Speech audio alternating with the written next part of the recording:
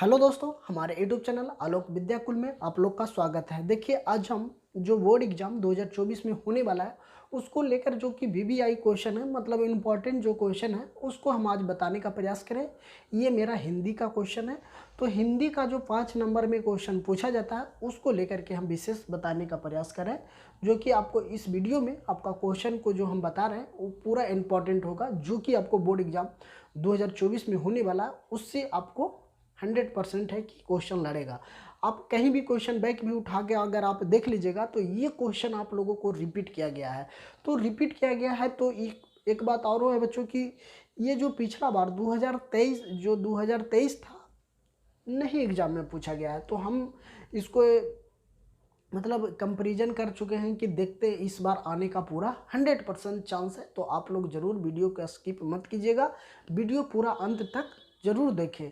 अब थोड़ा सा देखिएगा तो आप लोग को समझ में नहीं आने वाला है, आपको हम इसको याद कराने का प्रयास कर रहे हैं, आपको याद हो जाएगा 100%। आप इसको हम एक कहानी की तरह से बताने वाले हैं, तो कहानी अगर थोड़ा सा भी याद रहता है तो आप वहाँ पे अगर लिख देते हैं तो आपको कहीं ना कहीं नंबर मिलने का पूरा चांस हो जाता है। आपको कहानी याद नहीं है या तो कुछ याद भी नहीं है तो इसको लिखेंगे कैसे, नहीं लिख पाएंगे ना। तो कहानी कहीं ना कहीं ज़्यादा देर तक दिमाग में टिकता है, अगर ज़्यादा देर तक दिमाग में टिकेगा तो आप आराम से क्वेश्चन को लिख सकते हैं मन से भी। तो इसी प्रकार से हम क्वेश्चन जो हिंदी का बताने जा रहे हैं, जो आपको एक कहानी की तरह बताएंगे, जो कि क्वेश्चन है एकदम डायरेक्टली आपको यहाँ लिख सकते हैं, तो कहानी की तरह रहेगा तो आप लोग आराम से लिख सकते हैं एग्जाम में। तो अगर आप वीडियो पे नए हैं तो हमारे चैनल को सब्सक्राइब कर लीजिए, अगर वीडियो के अभी तक चैनल को सब्सक्राइब नहीं किए तो ज़रूर सब्सक्राइब कर लीजिए, और ताकि और हमें कमेंट बॉक्स में ज़रूर बताएं कि किस प्रकार का क्वेश्चन आप लोग को कैसा लगा वीडियो, ये हमें ज़रूर प्रतिक्रिया दें। तो चलिए ठीक, अब हम क्वेश्चन पे चलते हैं। सबसे फर्स्ट क्वेश्चन है बच्चों, सबसे फर्स्ट क्वेश्चन है मेरा यही है कि सबसे फर्स्ट क्वेश्चन को हम समझते हैं कि 20वीं की दात शीर्षक की सारांश का स्पष्ट कीजिए। तो आप लोग जानते हैं कि 20वीं की है ना, 20वीं की दात की सारांश शीर्षक पाठ का कविता से लिया गया है। तो ये आपको 5 नंबर में क्वेश्चन पूछ लिया जाता है। तो उसी प्रकार से इसमें भी दो गो अथवा करके दे दिया है, दिए हैं क्वेश्चन को कि अगर 20वीं की दात शीर्षक की सार्थक स्पष्ट कीजिए, और दूसरा है 20वीं के दांत कहानी का सारांश लिखे। अगर इस टाइप से दोनों क्वेश्चन अगर आ जाता है, मतलब दोनों में से कोई भी आ जाता है, तो आप इसका आंसर इतना लिख सकते हैं। तो इसका आंसर क्या होगा, हम आप लोगों को बार बार बता रहे हैं बच्चों कि हम आप लोगों को एक कहानी की तरह बताने वाले हैं, जो कि आप लोगों को अच्छी तरह से याद हो जाएगा। तो चलिए अब हम समझ लेते हैं क्वेश्चन को कि आखिर क्वेश्चन 20वीं की दात की है ना, क्या है कि 20वीं की दात कहानी का सारांश लिखे, और क्या है 20वीं की दात शीर्षक का सार्थक लिखे। तो आप लोगों को चलिए इसका आंसर हम आप लोगों को समझाते हैं। एक चलिए देखिए, कह रहा है ना, तो अगर इस टाइप के अगर क्वेश्चन पूछा जाता है तो आप क्या करिएगा, सबसे पहले लिखिएगा कि 20वीं के दात शीर्षक महल और झोपड़ी की लड़ाई है। ठीक है, 20वीं की दात का शीर्षक कहानी का सारांश बोले या तो सार्थक बोले, तो आपको एक बात ध्यान में रखना कि 20वीं की दात शीर्षक महल और झोपड़ी की एक लड़ाई की कहानी है। ठीक है, इतना बात आप लोग समझ गए कि इसका मेन मूल उद्देश्य है जो क्या है, महल और झोपड़ी की लड़ाई है। तो मदन द्वारा पीटे जाने पर खोखा के, मतलब कह रहा है ना कि जो मदन रहता है, जो झोपड़ी वाले, वो मदन के द्वारा पीटे गए जाने की खोखा के जो दांत टूट जाता है। क्या होता है, जब मदन मारता है एक लड़का को, तो खोखा को, किसको मारता है, खोखा को, तो उसका दांत क्या हो जाता है, टूट जाता है। वे अमरों की प्रदर्शा प्रियता और गरीबी पर उनके अत्याचार के विरुद्ध एक चेतावनी दी जाती है। मतलब कहने का मतलब ये है कि अमरो मतलब कि गरीबी जो प्रदर्शिता होता है, वो गरीबों को, अत्याचारों को, है ना, गरीब के अत्याचारों के विरुद्ध एक चेतावनी दी जाती है। किसको दी जाती है, तो मदन को दी जाती है ना। इस सख्त विरोध है, क्या कहता है, ये सख्त विरोध है कि आप लोग ऐसा नहीं कर सकते, यही इस कहानी का लक्ष्य है। ठीक है, आपको इस कहानी का लक्ष्य क्या है, यही है, आपको इतना बात समझ गए होंगे। कह रहा है कि अत्याचार और विरोध की चेतावनी देते हैं, इसका विरोध है, इसका विरोध करता है। अब विरोध यही कहानी का लक्ष्य होता है, इतना बात समझ गए होंगे। तो चलिए अब करा अंतः निशानदेह कहा जा सकता है। मतलब निशानदेह कहने का मतलब ये है कि कोई आदमी को अगर मार रहा है, पीट रहा है, तो उस पर ध्यान नहीं दिया जा रहा है, तो इसको निशानदेह है, मतलब उस पर जरूर ध्यान देना चाहिए कि कोई गरीब हो या तो अमीर हो, उस पर अत्याचार नहीं होनी चाहिए। ठीक है, अब कह रहा है 20वें कि दांत इस सृष्टि से बड़ा सार्थक या शीर्षक है ना। अमीरों है ना, करा अमीरों के 20वें के दांत तोड़कर मदन ने जिस उत्साह से आज आग का परिचय दिया है। मतलब कहने का मतलब ये बच्चों कि अमीरों का 20वें के दांत तोड़कर मदन ने क्या क्या है, जिस तरह से उत्साह आग बबला, मतलब गुस्सा, लोगों को बीचों में क्या हो गया है, आग बबला हो गया, मतलब गुस्सा हो गया है। ठीक है, गुस्सा हो गया, इस दृष्टि से बड़ा सार्थक और शीर्षक है, मतलब का शीर्षक है। ठीक है, अब कह रहा है कि परिचय दे दिया, तो वह समाज के जाने कितने गिदर लालों के, है ना, कह रहा है कि न जाने कितने गिरधर और लालों के लिए गोवर्धन की बात की है। मतलब कितना और लोगों को यहाँ पे हो सकता है। लेखक इसी बात को संदेश दे रहा है कि अगर कोई समाज में कोई गरीब है या तो अमीर है, उसको पर अत्याचार नहीं करना चाहिए। अगर एक गरीब को या तो मार देते हैं या तो दांत तोड़ देते हैं, तो वहाँ को जो गरीबी लोग हैं वो पूरा एक साथ एकजुटता हो जाता है। एकजुटता हो जाने के कारण क्या होता है कि और लड़ाई को बढ़ जाता है। इसी को लेखक ने आप लोगों को संदेश दिया है कि ऐसा नहीं होना चाहिए। ठीक है, ये क्वेश्चन आप लोगों को समझ में आया। अब क्वेश्चन मेरा नेक्स्ट है कि बढ़ते नाखून द्वारा प्राकृतिक मनुष्य को क्या याद दिलाता है। मतलब बढ़ते नाखून को प्रकृति के द्वारा मनुष्य को क्या याद दिलाता है। लेखक ने ये बात बोला है कि अब मान ले जाए मेरा नाखून बढ़ रहा है, तो नाखून बढ़ने से हमें क्या परिचय मिल रहा है। नाखून बढ़ने से एक ये भी परिचय मिला है कि हम लोग आदि मानव थे। आदि मानव एक बंदर प्रजाति के हम लोग थे। तो बंदर प्रजाति के लोगों से धीरे धीरे हम लोग क्या हुए हैं, मानव में विकसित हुए हैं। तो यही बात को लेखक ने आप लोगों को बताने का प्रयास किया है नाखून को। तो देखिए इसको लिखना है, प्राचीन काल में मनुष्य जंगली तथा वह वन मानुष की तरह था। मतलब कि लेखक कह रहा है कि प्राचीन काल में, अभी नहीं, प्राचीन काल में मानव एक वन मानुष जंगली था, वन मानुष की तरह था। उस समय वह अपने नाखून की सहायता से, मतलब उस समय अपने नाखून की सहायता से क्या करता था, अपने आप को रक्षा करता था, है ना। अपने आप को क्या करता था, रक्षा करता था। पहले क्या करता था, वन मानुष, मतलब हम लोग क्या थे, पहले प्राचीन काल में वन मानुष थे। तो वन मानुष हम लोग थे, तो वन मानुष के जो लोग थे, मतलब हम लोग का प्रजाति, तो उसको मतलब कोई वार, मान लीजिए कोई हम पे अटैक करेगा, अभी तो हम लोग पे अटैक करता था, लाठी डंडा बहुत सारा अस्त्र शस्त्र का प्रयोग करते हैं। लेकिन उस समय लोग क्या करता था, तो अपना नाखून का ही प्रयोग करता था। इसी बात को लेखक ने हम लोग को याद दिलाता है कि नाखून हम लोग को क्यों बढ़ता है। ठीक है, तो करा आज मनुष्य आधुनिक हथियार पर भरोसा करता है। आपको अभी बताएं कि अब हम लोग क्या करते हैं, आधुनिक कहने के मतलब है कि अभी जो आधुनिक अस्त्र शस्त्र पर भरोसा करके आगे की ओर चल पड़े हैं। मतलब कि अब हम लोग के पास बहुत टेक्नोलॉजी हो गया, पहले हम लोग के पास लाठी डंडा का भी नहीं था। तो अब लोग बहुत सारा चीज़ आप लोग समझ ही सकते हैं कि अब क्या से क्या हो गया है ना। पर उसके नाखून अभी भी बढ़ रहा है, मतलब अभी भी नाखून हम लोग का क्या हो रहा है, बढ़ ही रहा है ना। तो बढ़ते नाखून द्वारा प्राकृतिक मनुष्य को याद दिलाते हैं। मतलब हम लोग का जब नाखून बढ़ रहा है तो ये याद दिलाता है कि हम लोग पहले जंगली वन मानुष थे। यही बात को लेखक ने बताया।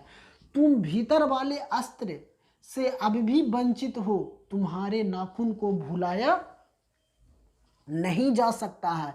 तुम वही परिचितम नख एवं दांत पर आश्रित रहने वाला जीव हो।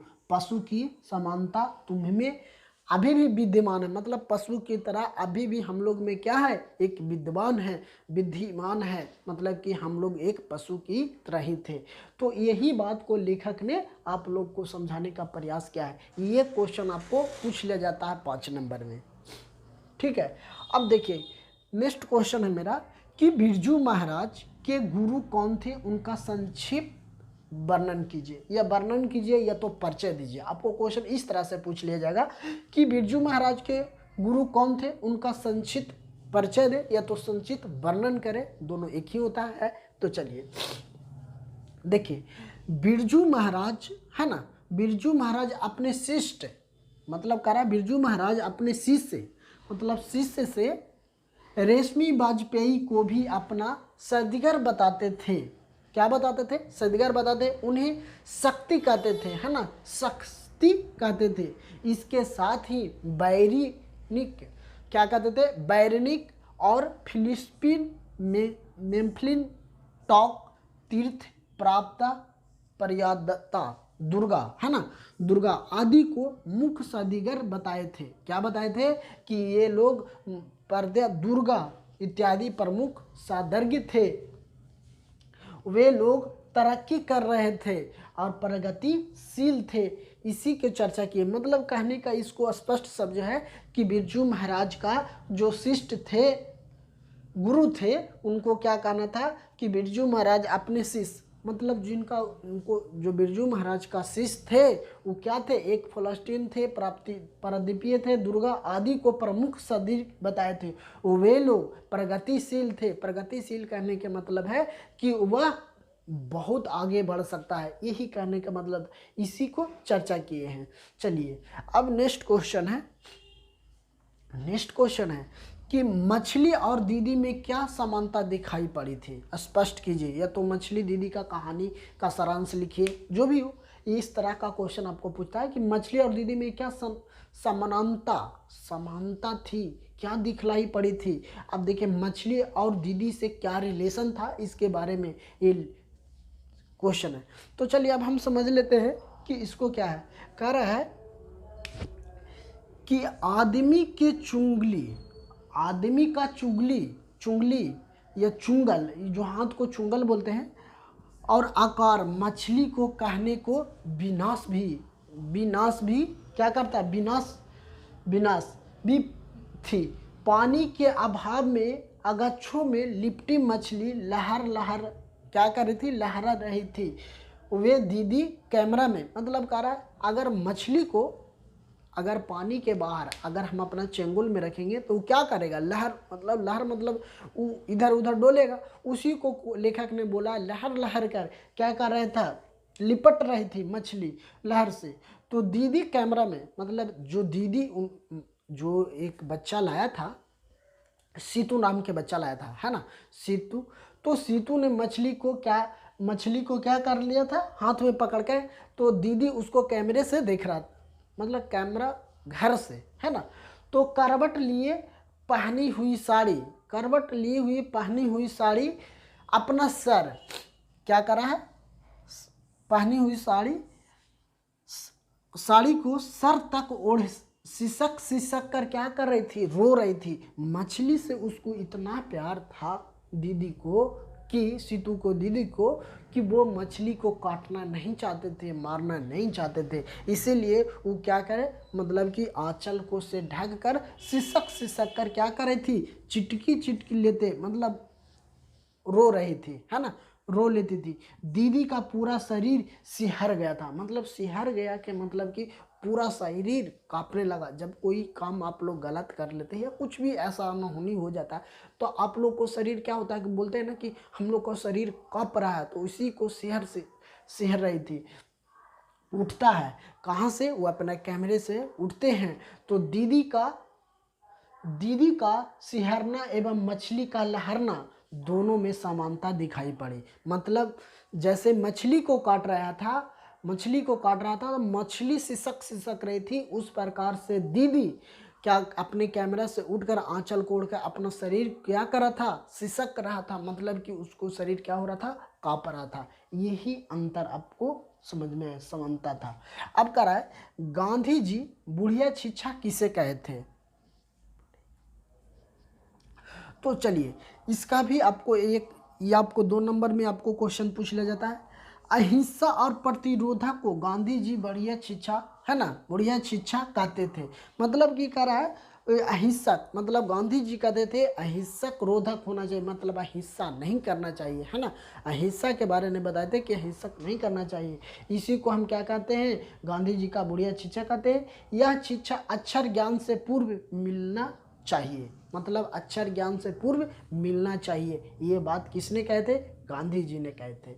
चलिए ये सब जो क्वेश्चन आप लोगों को बताएं, तो ये सब क्वेश्चन आपको बोर्ड एग्जाम 2024 में आने की पूरी संभावना है। तो आप लोग जरूर वीडियो के अंत तक देखें। अगर वीडियो पे नए हैं तो हमारे चैनल को भी सब्सक्राइब कर लीजिए, और आप लोग हमें कमेंट बॉक्स में बता सकते हैं कि किस प्रकार का क्वेश्चन लाए।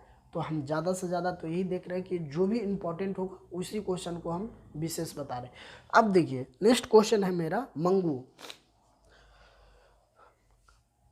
मगम्मा का चित्रण कीजिए, मतलब चित्रण कीजिए कहने का मतलब स्पष्ट कीजिए, या तो मंगू का चित्र स्पष्ट कीजिए। ये क्वेश्चन आप लोगों को, ये भी आपको 5 नंबर में क्वेश्चन पूछ लिया जाता है।